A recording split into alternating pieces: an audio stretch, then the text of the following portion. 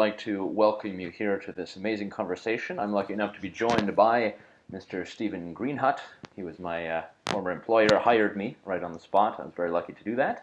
And he is currently in Sacramento, and I believe he is working for a great newspaper. I see him, he's in his office right now. What exactly is his position now at the newspaper?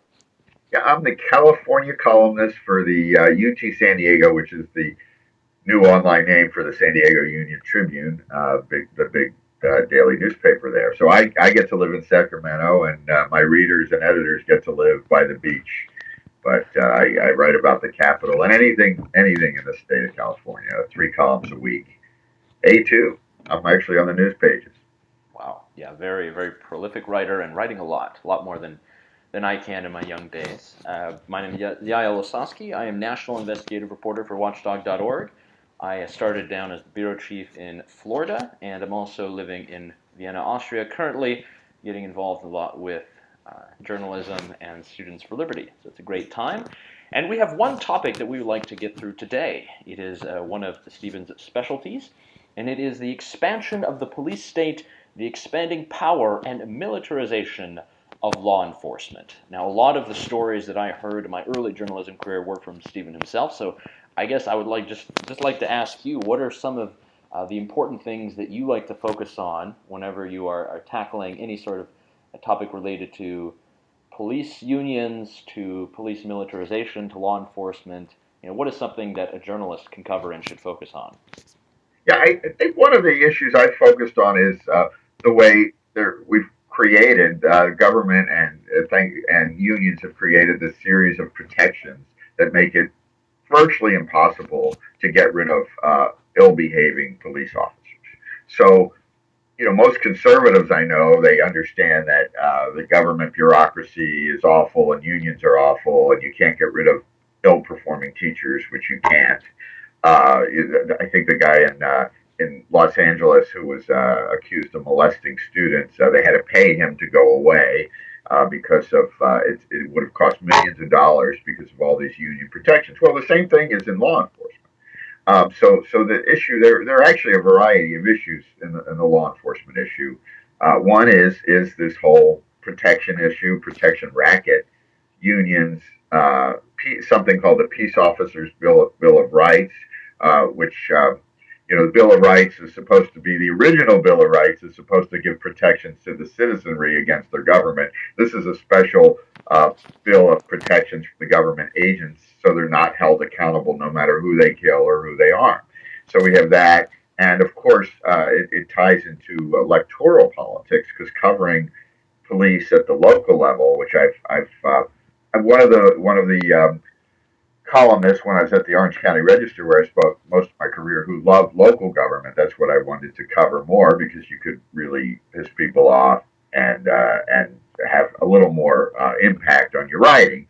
But I would cover these local elections, and the police unions were typically the most powerful political force in any city. So you've got city councils that are very afraid of the police unions, and there's not a big push for accountability. So this is one that's really dealing with the accountability in the bad actor situation.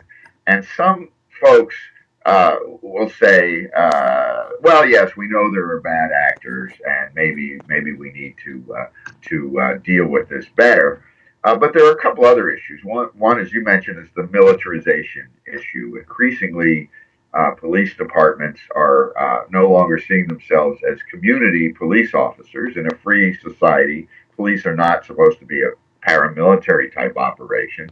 They're supposed to be community officers. And so that's a policy issue, a police policy issue. And it ties into the first one because unions are always promoting this idea to city councils, to state legislators, that police have this unconscionably dangerous job, and that I've heard union officials tell me this. Just waking up in the morning and putting my uniform on is a risk, and it's a great sacrifice for the country or for the community. And they promote this, and that has led, I think, in part that, and maybe there's some theories, maybe the fact that the U.S. has military operations across the globe And a lot of the folks who come back, and this is just a theory, come back from those often get police jobs. And we have a lot of I try to break myself of the habit of using we when I mean our government. And I do not include myself as part of our government. So the government has a lot of surplus equipment that they're selling or giving to local communities and local police agencies. So in San Diego, the Unified School District and it did cause a controversy, took for just, I don't know, postage and handling costs, this $700,000 mine resistant MRAP, mine resistant something or other. I'm not up on my DoD terminology. It's a tank like vehicle. It looks like a tank, but it has tires rather than those, whatever those thingamabobs are on tanks. So people were wondering why a school district would need a new toy like that. And their argument was, well, in case there's some sort of earthquake or disaster. I'm like, well, yeah, actually, what they want is a bunch of new toys. And so there's something that's changed in the whole policy of the militarization of police. So now we see local police showing up at everything as if they're invading Iraq, and the excessive use of SWAT teams. When I covered jail and jail situations in Southern California. Remember, there was this one jail that was particularly humane and ran like a community college run by a private operator. Um, and the guy there said, "We don't even have the equivalent of a SWAT team because as soon as you give the guys new toys, they want to use them." So that's what happens. So yeah, so that's my problem with militarization. Is as soon as you give the fellas new toys, they're going to want to use them, and we're seeing that they're using them. The use of SWAT teams has skyrocketed. So that's the second issue. The first is that union protections and other things that make it difficult to get rid of bad actors.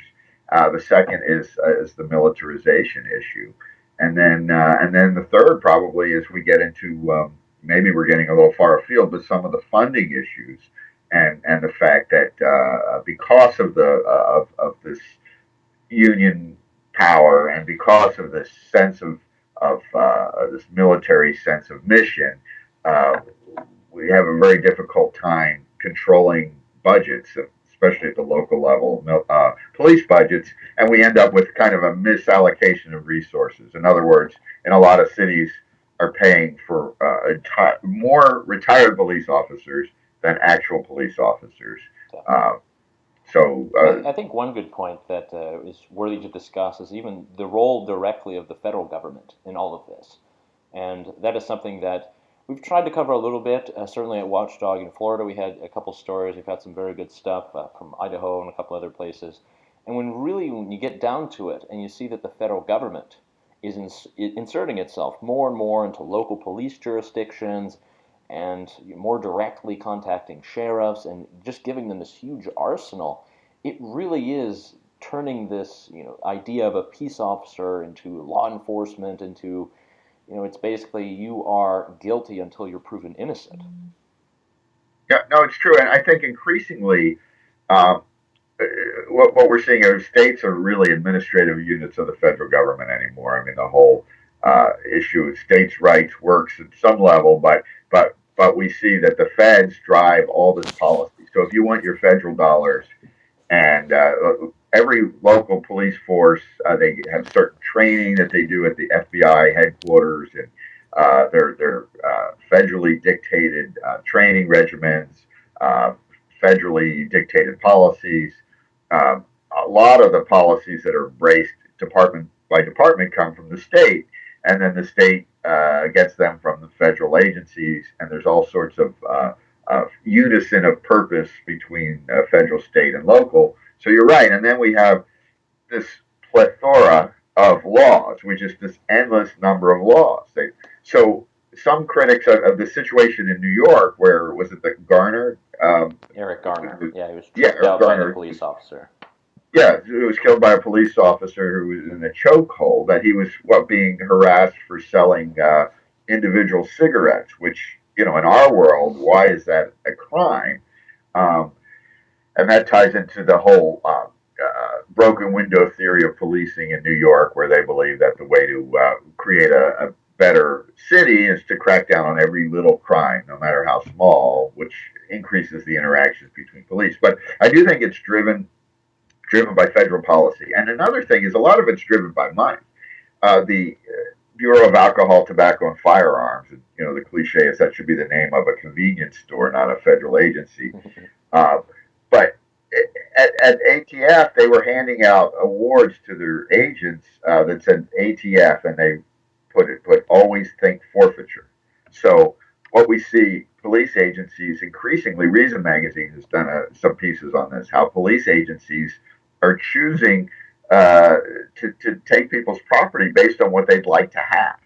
So in a let's see, in a criminal situation, if I'm arrested, for accused of something, that the prosecutors have to prove a case against me.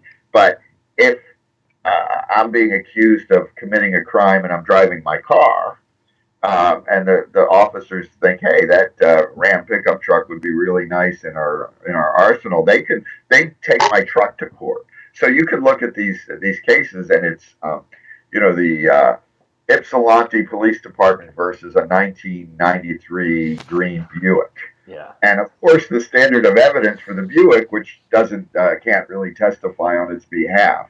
So it's really easy, based on forfeiture laws, for government agencies and police agencies in particular to take our property based on all that has to be proved is that the property was used in the commission of a crime. So if my neighbor steals my car and then goes and robs the liquor store, the agency can still take my car, even though. So that's, I think, to some degree, that's federally driven too. Sure. There was actually a great piece that was on The Daily Show by Jon Stewart, and they covered this issue of civil forfeiture, and it was something that I'm assuming many people in the audience, younger people, have just never heard of. And they see police departments all over the country that are seizing cash specifically. If there's cash in any kind of incident, if police officers pull you over, they have reason to believe that you've committed some crime, they can just seize the cash that's in your car, and they can actually use that for department expenses. There's one funny scene where they have a margarita machine that some police officer department somewhere used the money from some forfeiture to buy, and it just shows how ridiculous it is. And the Daily Show just did a perfect job of showing just how crazy this entire system has gotten. It's gone from these small things that you pick up for the evidence locker to seizing vehicles and homes and all these things that the police officers have an incentive to go and get and steal. It's great. No, it's crazy and really totalitarian. And I had written a column last year about a couple in Anaheim who they've got they paid off their building, a commercial building, like a $3 million building, and the city, and I don't know where it stands right now, is doing civil forfeiture because they rented out to a medical marijuana clinic, which was supposedly legal too, but that clinic were allegations that maybe they weren't completely legit. But whatever, you could be a property owner doing something that seems to be perfectly legal. And of course, there's so many laws and regulations and interpretations of laws that cities can decide, hey, we want to take that property. And of course, we'll do another discussion of property rights on the way through regulatory takings and eminent domain. And there's so many ways that governments take people's property, but the civil forfeiture ties directly into the drug war and into the policing issue. So I think we're seeing a merging. You take this lack of accountability and union protections and union political power combined with this kind of militarized approach. And as Joe McNamara, the former Kansas City police chief, he passed away recently. He was at Hoover Institution, talked about how police inflate the dangers that they face and that they gives them even more leeway. And then you get these financial incentives, to do these sorts of things, to try to capture people's property. And the drug war drives a lot of this, and it's kind of profiteering by the government. So you have a lot of young reporters who get jobs on local newspapers. I did very much the same in North Carolina, and you deal with the police force. Obviously, it's very small. You get to know people very easily, and you certainly get to know the public affairs people. You get to know the people who are the spokespeople for the police department, for police officers. If there's any kind of situation that goes down, they're the ones who send out the press releases. I'm just kind of wondering if you have any tips for trying to infiltrate the police department, really trying to get a good narrative, get some good quotes, to hold the police officers accountable. Now they've hired a lot of these public affairs people who are very well trained. They have all been to university. Some of them even studied journalism, and they're there to kind of explain away the problems of the police. So how can a young reporter kind of penetrate that system, either starting out or trying to move up the ladder and really hold police accountable?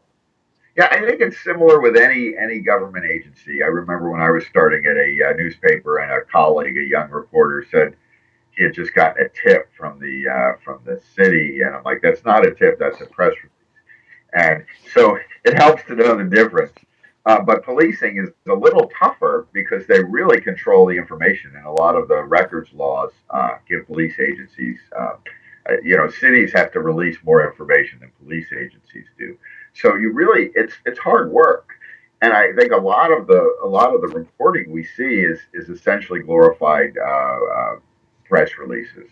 And the police saw something happen, and the PIO, the police public information officer, starts talking about, well, the Caucasian suspect approached the vehicle, and reporters sit there and basically write what they want them to write. So recognize that police, like any other government officials, often are lying through their teeth. So be skeptical.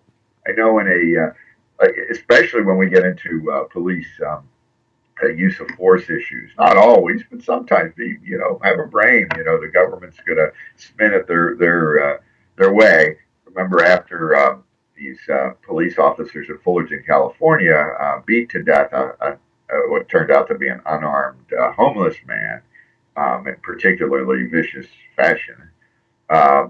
The police said, "Oh, he was fighting back, the PIO, and it was the fight of their lives, and they suffered broken bones."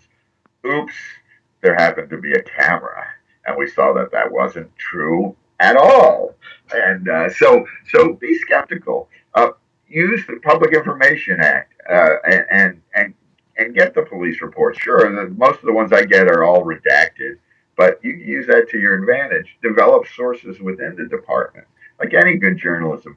Find the disgruntled people, find the good sources, and ask tough questions.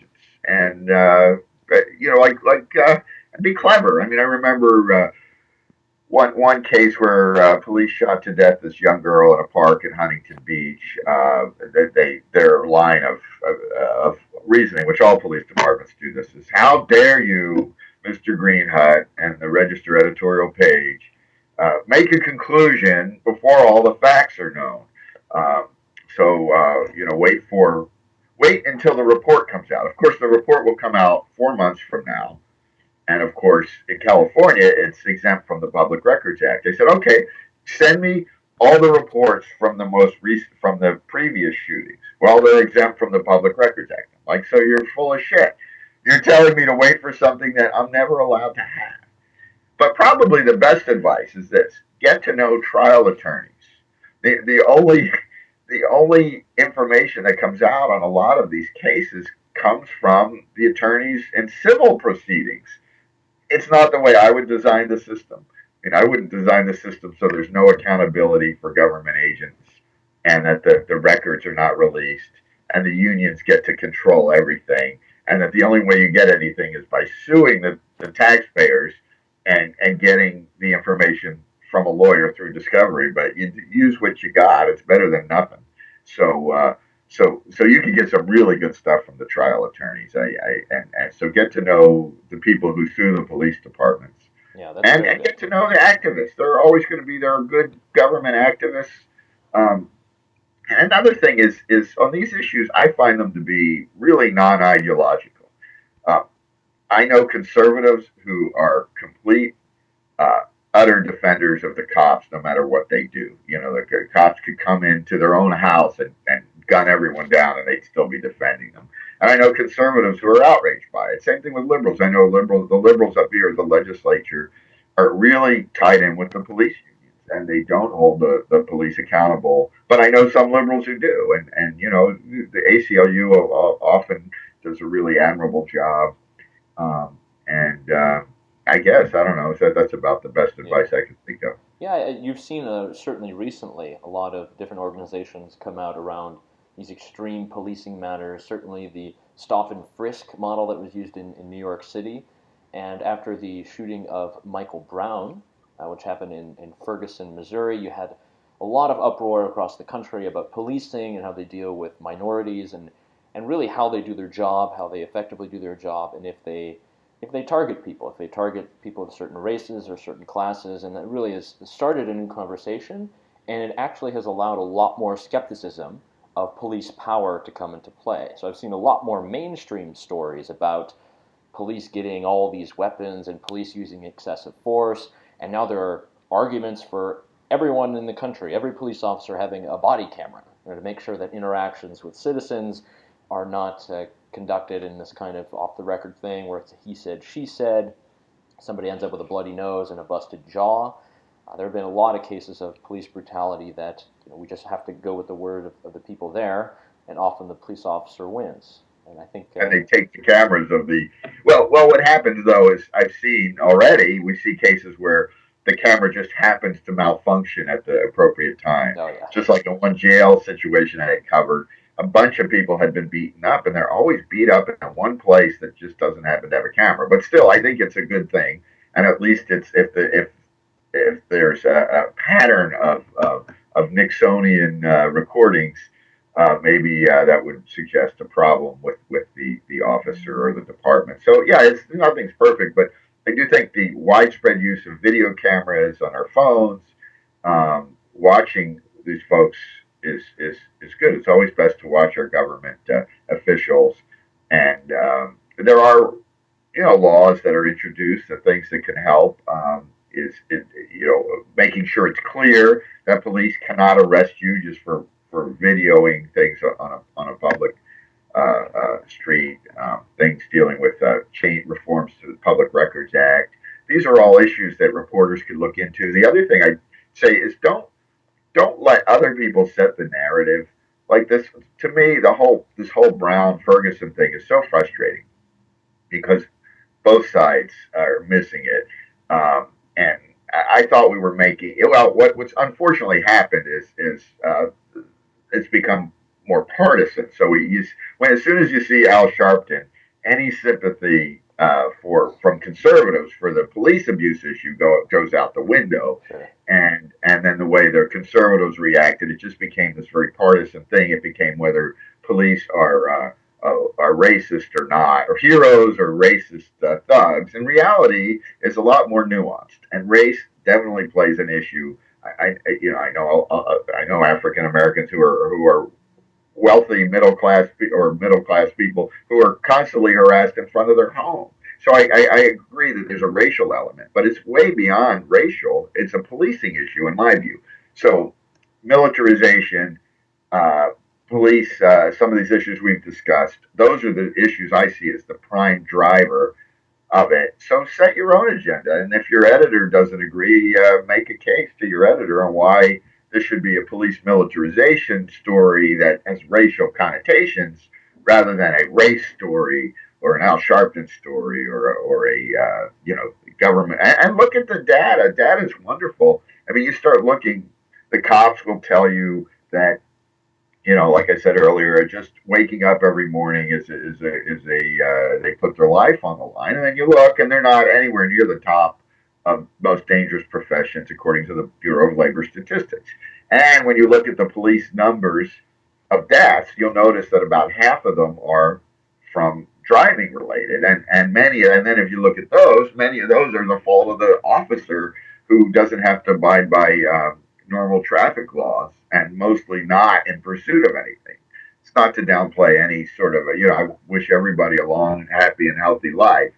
Not trying to minimize death, but one of the most devastating stories I did that has I think has changed the discussion in this one narrow area is police and firefighters and their unions have always said that the reason they get these large pensions is because they die 3 to 5 years after they retire. So, and that's why they get these six-figure pensions because after a life of public service, they die shortly after. It's a complete fiction. So I got the data from union sources, the California Public Employment Retirement System, which is a union-dominated government pension fund. And it's not true. They're actually the longest living category of employees are police and fire. So that changed. So doing stuff like that, it doesn't take that much. But you just look at the numbers, and you can and then you have to test, of course, the numbers because, I saw I don't know, I had a data point that I was going to include in my book. I found that what was it that more architects are killed in a given year than firefighters, but I couldn't believe it and I couldn't confirm it, so I just let it go. But numbers are great things. And find numbers, people. If you don't know numbers, and as journalists, none of us, many of us are not good at numbers.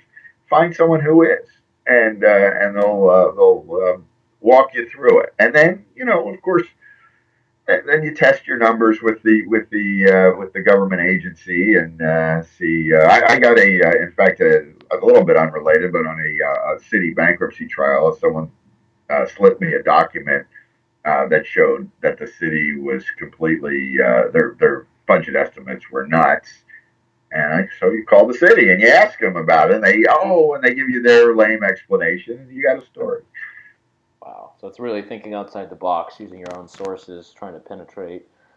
I think it's a very cursory glance. It's a short glance into the world of police militarization, the excessive police state, the growth of it. I'm glad you mentioned the war on drugs. That's very important, specifically when it comes to personal liberties and personalizing the story as well. Not just saying the police or the police union, but actually finding the people in charge, questioning people, finding out how it impacts individuals who get their possessions taken away by police. I think it's a great topic. There are many other things that people can see. I have to thank Steven for taking the time to talk about that. Hopefully that gives a lot of journalists out there a good and meaty part of ideas to go with for a discussion or for a future article or for any future research.